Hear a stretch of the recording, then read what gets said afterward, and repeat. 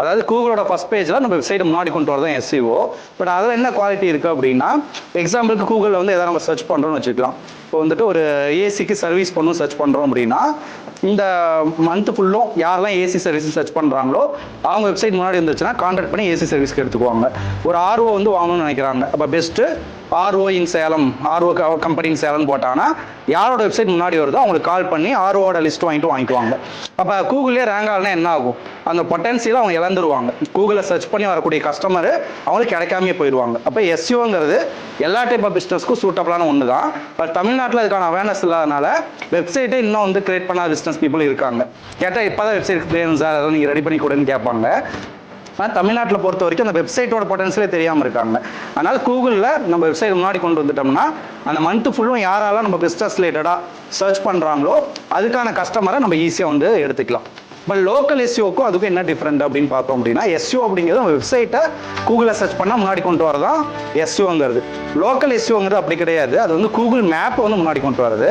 இப்போ எக்ஸாம்பிளுக்கு நான் சென்னைக்கு போகிறேன்னு வச்சுக்கலாம், கூகுளில் போயிட்டு பெஸ்ட்டு ரெஸ்டாரண்ட் இன் சென்னை அப்படின்னு நான் சர்ச் பண்ணுறேன்னு வச்சுக்கோங்க.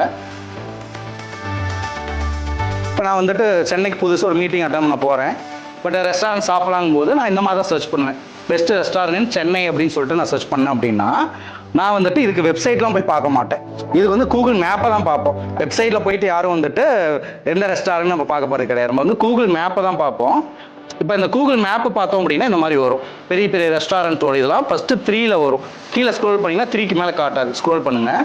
இப்போ மோர் பிளேசஸ் கிளிக் பண்ணால் தான் நம்ம கம்ப்ளீட்டாக என்ன ரெஸ்டாரண்ட்ஸ் வந்து இருக்குது அப்படிங்கிறத நம்ம பார்க்க முடியும். ஆனால் இதில் வந்துட்டு அந்த ரெஸ்டாரண்ட் போய் சாப்பிட்ணும்னா எந்த ரெஸ்டாரண்ட்டுக்கு நம்ம வந்துட்டு நல்ல ரேட்டிங் வந்திருக்கு, எதுக்கு ரிவ்யூஸ் நல்லா இருக்குது அப்படிங்கிறத பார்த்துட்டு அந்த ரெஸ்டாரண்ட் போய் சாப்பிடும். இதுதான் வந்துட்டு காமனாக நடக்கக்கூடிய ஒரு இது.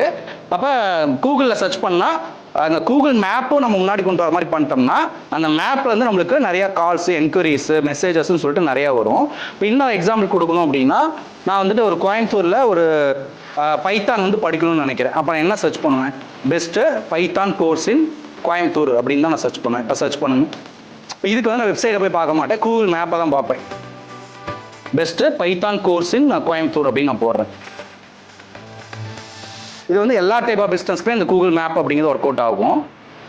பெஸ்ட் பைத்தான் கோர்ஸ் இன் கோயம்புத்தூர் போர்ட்டில் ஒரு விஷயத்தை போய் கற்றுக்கணும் அப்படின்னாவே ஒரு மணி ஓரியன்டாவோ இல்லை ஸ்கேமோ வந்து நிறையா நடக்குது. இப்போ நம்ம பார்க்குற யூடியூப் ஆட்ஸு, ஃபேஸ்புக் விளம்பரம் பார்க்குற ஒரு பெரிய பிராண்ட் பண்ணால் கூட அது வந்து பெருசாக வந்து உங்களுக்கு காட்டியிருப்பாங்க, நாங்கள் சூப்பராக பண்ணுறாங்க அப்படின்லாம் சொல்லுவாங்க.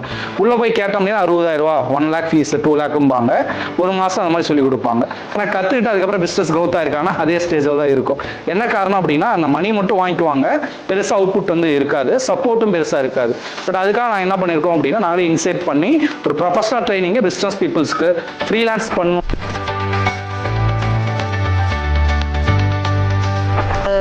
இந்த டிஜிட்டல் மார்க்கெட்டிங் கற்றுக்கிறதுக்காக வந்திருந்தேன். ஆனால் வந்து இங்கே வந்த பிறகு ஃபேஸ்புக் எப்படி, இன்ஸ்டாகிராம் எப்படி, அது எனக்கு இது வரைக்கும் தெரிஞ்சதில்லை. இப்போ இங்கே வந்து தெரிஞ்சுக்கிட்டேன். சார் ஆக்சுவலி வந்து சார் சொன்ன மாதிரி டிஜிட்டல் மார்க்கெட்டிங் வந்து இப்போ எல்லாத்துக்குமே அவசியமாகி போச்சு. எதுவுமே ஸ்கிப் பண்ண முடியாத மாதிரி இருக்குது, எல்லாருமே கற்றுக்கணும் அப்படிங்கிற ஒரு இது செட் கொண்டு வந்துட்டாங்க. ஸோ இப்போ யாராச்சும் ஒரு டிஜிட்டல் மார்க்கெட்டிங் வந்து கிளாஸ் ஜாயின் பண்ண, நீங்கள் சொன்ன மாதிரி நானும் நிறைய இடத்துல விசாரித்தேன், 40,000 50,000 1 lakh சொன்னாங்க. பட் அவங்க ஜாயின் பண்ணுறதுக்கு முன்னாடி ஒரு ஃப்ரீ கிளாஸஸ் வந்து அட்டன் பண்ணால் வந்து நமக்கு ஒரு ஒரு ஒரு அவேர்னஸ் கிடைக்கும், ஒரு ஐடியா கிடைக்கும்னு நினச்சி வந்தேன். பட் ஓகே, உண்மையிலேயே ரொம்ப நல்லா இருந்தது. ஃப்ரீ கிளாஸஸ் வந்து நிறைய விஷயங்கள் கற்றுக்கிட்டாச்சு.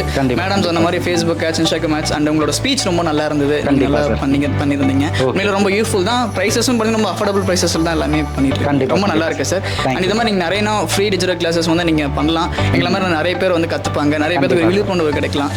என்ன டவுட்ஸ்னா கூட நிறைய பேர் கேட்டு தெரிஞ்சுப்பாங்க. ரொம்ப நல்லா இருக்கு sir. Thank you. Thanks for thank you sir. எனக்கு ரொம்ப நாளாக வந்து இது இப்போ கற்றுக்கணும் ரொம்ப ஆசையாக இருந்துச்சு. பட் எங்கே போய் கற்றுக்கிறது என்ன பண்ணுறதுன்னு தெரியாமல் இருந்துச்சு. பட் இப்போ வந்து ரொம்ப யூஸ்ஃபுல்லாக இருக்குது. கண்டிப்பாக பிஸ்னஸ் டெவலப் பண்ணுறதுக்கு ரொம்ப யூஸ்ஃபுல்லாக இருக்குன்னு நினைக்கிறேன். தேங்க்யூ, ரொம்ப தேங்க்ஸ். தேங்க்யூ. டிஜிட்டல் மார்க்கெட்டிங் எனக்கு சுத்தமாக ஐடியா இல்லை. இங்கே வந்து தான் எனக்கு ஓரளவுக்கு தெரிஞ்சுன்னா கூட உங்கள் ஃபீட்பேக் கொடுக்கலாம். நான் நிறைய பேர் இங்கே வந்து அவேர்னஸாக எடுத்துக்கிட்டு அந்த ஃபீல் போயிருக்காங்க. இப்போ இந்த கிளாஸ் பார்த்தீங்கன்னா நல்லாயிருக்கு. நிறைய விஷயம் கற்றுக்கலாம். அப்புறம் யூடியூப் பற்றி கொஞ்சம் ஓரளவுக்கு தான் தெரியும். அப்படிங்கும்போது இன்னும் நிறையா கற்றுக்கிற மாதிரி இருந்துச்சு. எப்படி ஆட் போடுறது, இந்த கூகுள் ஆட்ஸ் மூலிமா யூஸ் பண்ணுறது அது தெரிஞ்சுக்கிட்டோம். அப்புறம் ஃபேஸ்புக்கில் எப்படி பண்ணலாம் அப்படின்னு அதையும் தெரிஞ்சுக்கிட்டோம். ரொம்ப ஹெல்ப்ஃபுல்லாக இருந்துச்சு. பேசிக்காக பண்ணுறதுக்கு எப்படி நல்லாயிருக்கு. அது பரவாயில்ல. First success technology company, 13 வரை சிறந்த IT company என்று